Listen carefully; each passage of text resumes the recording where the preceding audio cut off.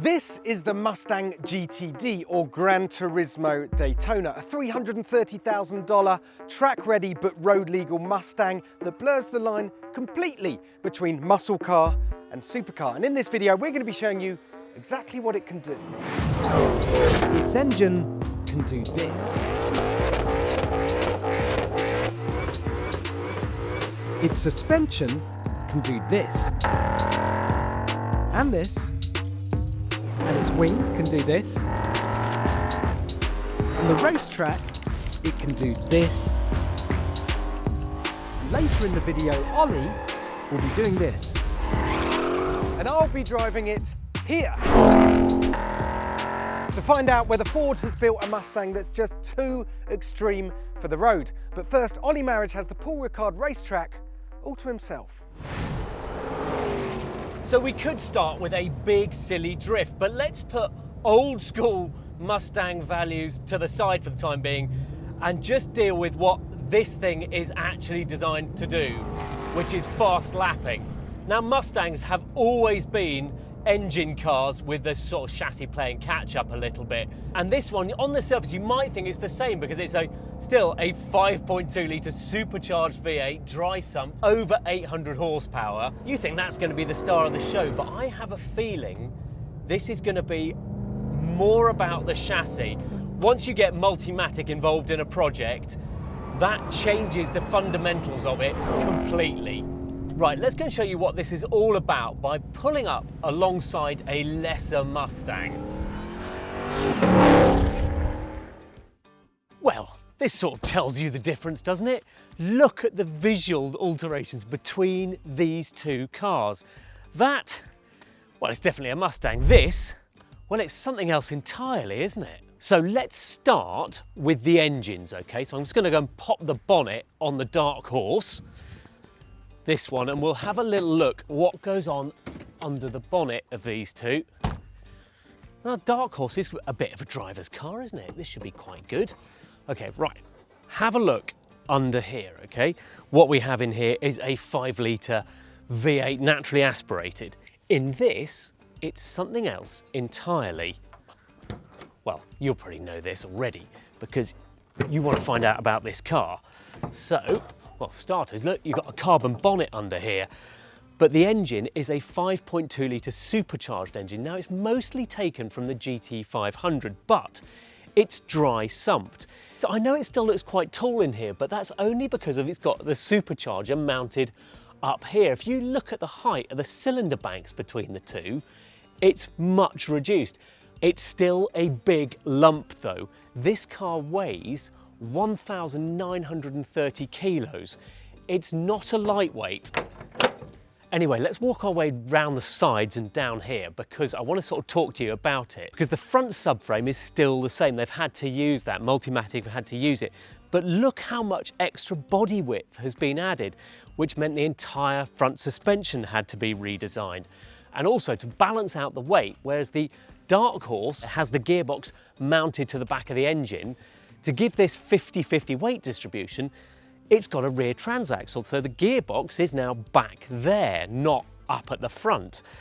And then just look at what they've done back here. I mean, there's so much work that's gone in, but it's an entirely new subframe back here. They've redesigned everything. And that central chassis, although it is still from the Mustang, the amount of extra strengthening that's been put into it with the carbon roof and the panels to take the downforce generated by this wing and push it all through the ground is immense. At 155 miles an hour, this develops over 600 kilos of downforce. You know, that is proper GT3 RS levels of performance. It's quite a thing, this.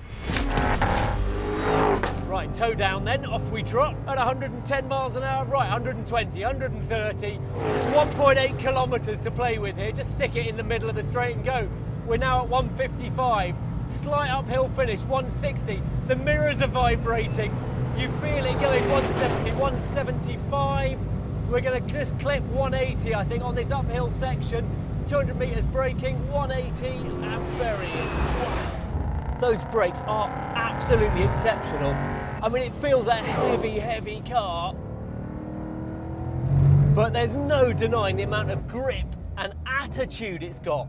It's just really eager and it's physical to drive. You feel it. Oh, I love this. I love the way the suspension's up and around. We can actually stiffen it up a bit, so let's do that. It doesn't feel like any other Mustang I've ever driven. So much cornering force to it. Get it into third. Let the gear changes do it. They're sharp, they're fast. It hits through hard, this thing. It's not as locked down as a GT3 RS. And it's just starting to struggle under the brakes now slightly, but what a thing. You're aware in the slow corners that it can't quite keep up the pace of it. The grip overcomes it. There we go.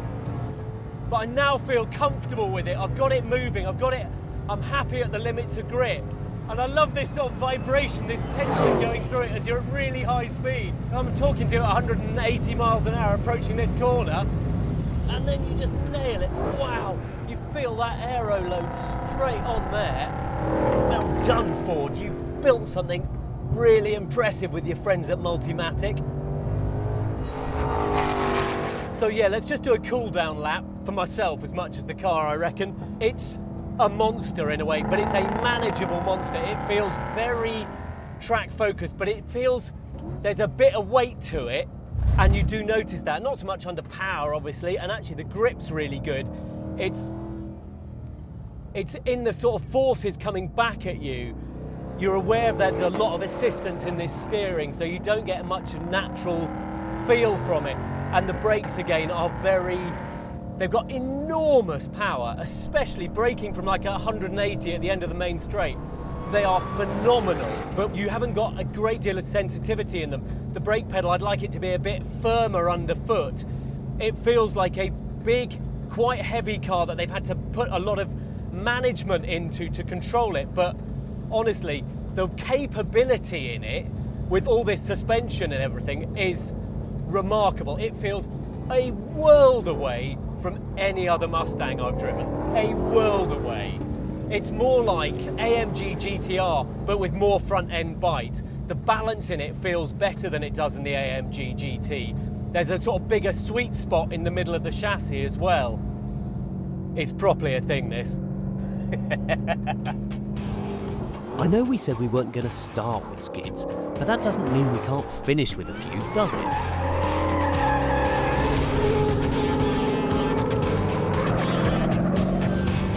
Fortunately, Ford furnished us with a fresh set of tyres because it's time to find out if the GTD can handle the public highway. To be honest, I haven't got massively high expectations for this thing as a road car, because when the brief for a car is based around a target lap time, in this case sub 7 minutes around the Nürburgring, that doesn't tend to breed a particularly good road car. It tends to breed lower back pain. But there are two things that are giving me confidence right now, and the first is these seats. So you would have thought with a car that has this much track performance, track pedigree, that you'd have a much deeper carbon shell bucket seats with harnesses perhaps, but no, the only seats you can get in the GTD are these Recaros, quite squidgy, lightly bolstered, a bit weird, a bit lacking in support on the track, I can imagine, but here on the road, they're actually rather lovely, and I could see myself using this car every single day, and I didn't expect that. And the other one is there is no roll cage. Again, you would expect it in a car of this type, but right now I'm loving the fact that I don't have one, because when I look in my rear view mirror, I've got a lovely view out the back, especially when the DRS flap in my wing is open. I've got a nice little slatted framed view of the road behind me, and of course without any roll cage you've also got a nice big space to put your luggage behind you, which is handy because the boot is full of gearbox and suspension. Yep, you can't even fit a baguette in the boot of the Mustang GTD, but it does still have a boot lid of sorts, and I'll now demonstrate with the help of my glamorous assistant Olgan how that works. So the normal boot button, and then there's a couple of catches here. If you push those down nice and firm, Olgan, slick as you like. Right, you can take that over there. It's made of carbon fibre, as is all the bodywork on the car, of course. And what can we see under here? Not a lot, if I'm honest. A battery, a tyre inflator kit, a couple of intakes for the transmission cooler, and definitely no boot space. But can we just give it up for how mental this car looks? The reason we parked it in the smallest, most awkward parking space in the entire world in the middle of this tiny French town is to show you what it looks like in the real world among the scooters and the cafe and the locals. It looks like nothing else I've ever seen on the road. For me, this is even more mental than the GT3 RS, and I'll justify it because that might be quite controversial.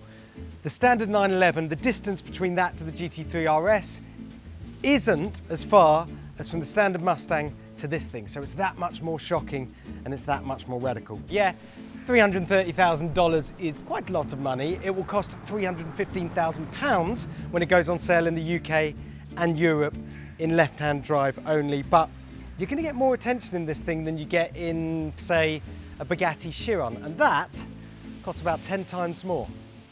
Yeah, look how we're being swarmed. Completely swarmed. Can't keep them off the car. Guys, wanna have a look? All right, enough peacocking. Time to find out, is it drivable on the road? Okay, so let's talk about this engine first then. 5.2 litre supercharged V8, similar to the engine you get in the F-150 Raptor R and the GT500, but here it's got more power, 804 brake horsepower, 7,650 RPM red line, 202 miles an hour flat out.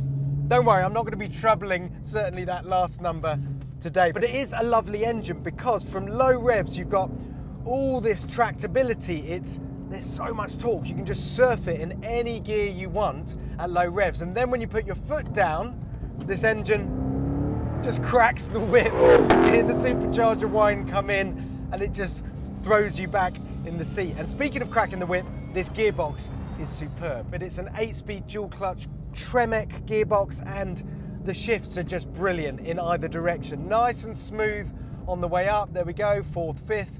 But when you go down, it's got that lovely little blip and they're so crisp and responsive. 2nd, 3rd, oh, that little spit from the exhaust as well. And the way this car sounds, I know if you're an American watching this, you're probably thinking, yeah, we're used to it, all these big lunged Mustang V8s out there. But for us poor little Europeans, this is a very special noise indeed.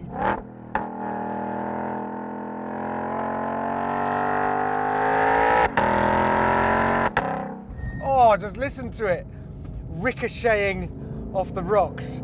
It's absolutely wonderful. It's a massive FU to all those silent EVs out there, isn't it? Okay, so let's talk about the ride on this car because it's got probably the most fancy, expensive suspension of any car I've ever driven, and it's straight away got that feeling of being expensively damped. There is movement here, but there's only one bounce or one lurch and then it's back and it's under control. I really didn't expect it to be this comfortable, this usable. I thought it was going to be a headache and a backache driving this thing around, but none of it. The steering, again, you've got so much car in front of you. I mean, that's no different to any other Mustang, but this massive bonnet. Here, you're always aware that this car is wider, 10 centimeters, 100 millimeters wider than a dark horse. But honestly, that's not really your concern because you can place the car really accurately, and the steering's got a lovely weight, nice meaty feel to it, which suits the car down to the ground. And the brakes, yeah, as you can imagine, top shelf Brembo carbon ceramics. I'm not even scratching the surface of them here today on the road. I'm sure Ollie got into them a bit more on the track. So the big question for me is, does this feel more special than other very powerful Mustangs? The GT500, all right, that costs less than a third of the price of this thing. And do you know what? If you're just driving it around, enjoying that woofly V8 and squirts of acceleration here and there, maybe it feels quite similar. But you are always aware that you're driving something a little bit more special because in the rearview mirror you can see that suspension on display. You can see the wing flicking up and down. You can just notice the extra width on the wheel arches. You can hear their noise. You can hear that gearbox just cracking away. So yeah, it's a lot of money for something that feels this special, but of course it's got that extra dimension on track and where you really push on. It certainly looks special from the outside, and it's doing the business here on the road. Again, I was expecting this to be a write-off. Too extreme for the road, too uncomfortable. Get me to the racetrack, but no! The Mustang GTD loves the public road too. That's a turn up for the books. Okay, let's have a proper poke around this interior, shall we? Okay, so welcome to the interior of the Mustang GTD, which is quite a lot like any other Mustang. There is these seats, which we've already talked about. There's a smattering of carbon fibre, and there is one big difference, which is the void behind me where the rear seats normally are. And then beyond that, the viewing window for your inboard pushrod Multimatic adaptive spool suspension. Ooh, that's a bit of a mouthful. Now here's a safety tip for all you GTD owners. At no point should you tip your rear view mirror down so you can see said suspension jiggling about in that viewing window in your mirror. It is mesmerizing, it's massively distracting, and you will crash immediately into whatever's in front of you. Okay, so let me give you a tour of the buttons on the GTD interior. So you have your mode switch on the steering wheel here. So I'll take you through the modes. We have normal, we have sport, which is probably the sweet spot for driving on the road. And then you have track mode. So this will ask me if I want to drop the suspension instantly by 50 millimeters. That won't work because we haven't got the engine on at the moment. I'll keep going through the modes. So beyond that, we have drag strip mode. There's some pretty funky graphics going on here. Slippery mode for horrible weather conditions. Custom mode, which you can customize on the screen here, and we're back to normal. And then you've got a couple of shortcuts on the steering wheel as well. So suspension button here, which helps you flip between normal and a slightly firmer sport setting for the dampers, and down here a button for the exhaust, so you can have normal, sport, track is maximum volume, or quiet, which should be illegal, so we're going to leave it in track mode. And then if we move over here, there's a row of buttons down here on the dash. So this one here is for the nose lift, important one that, because it will raise the front of the car pretty much instantly. This is the same suspension technology, by the way, as the Ford GT, pretty much, by 18 millimeters. Important when you're driving over speed bumps in town, or you might leave your carbon fibre splitter behind. Hazard lights, traction control, and this one with the horsey on it takes you to this page with various parameters that you can switch up. Track apps, so this will let you use your acceleration timer, brake performance, lap timer, launch control settings. You can switch your active aero on and off. You can activate line lock, which again is to maximize burnouts. You can tell this car is American, can't you? And if we go back one, you've also got various things you can change here. Cluster theme. So at the moment, we're in the normal theme with a couple of dials on the digital screen, or you can go to sport mode, which has a much bigger rev counter, track, performance. Personally, I prefer normal. These paddles behind the wheel, they are made from 3D printed titanium that's salvaged from F-22 fighter jets. And so's this dial in the middle here, which is ridiculously cool, isn't it? Right, in terms of startup procedure in the GTD, it's quite complicated, so pay attention. What you have to do is put your foot on the brake and press this big red button. Then all that's left to do is put your seatbelt on, turn the traction control off, and away you go.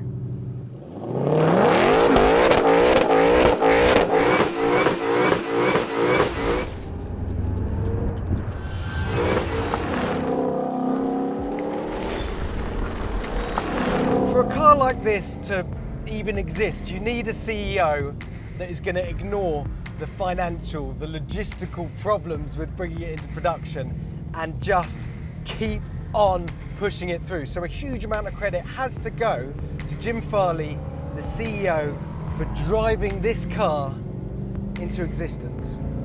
The original idea with this car was to take a race car and not change anything for the street, But then they decided to add stuff that was outlawed in racing, which is why this is such a beast and why it's the kind of car that I love. Yes, it's a few seconds slower than a GT3 RS around the Nürburgring, but who cares? It's an event. It's a spitting, snorting fighter of a car, this thing. It's the antidote to EVs.